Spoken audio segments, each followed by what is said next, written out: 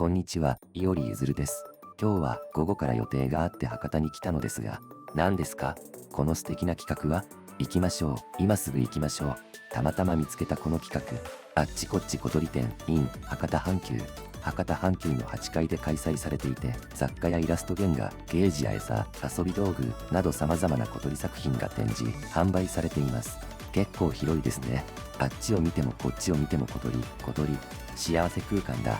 ここからは購入品の紹介です。こちらは小鳥モチーフのレモンケーキにフロランタン。対応してくれたお姉さんが試食をくださって遠慮なく食べさせてもらいました。すっごく美味しかったです。ステッカーやファイルなども購入しました。かわいい。こちらのスペースではステッカーを購入していると作家さんからイラストを描いていただけました。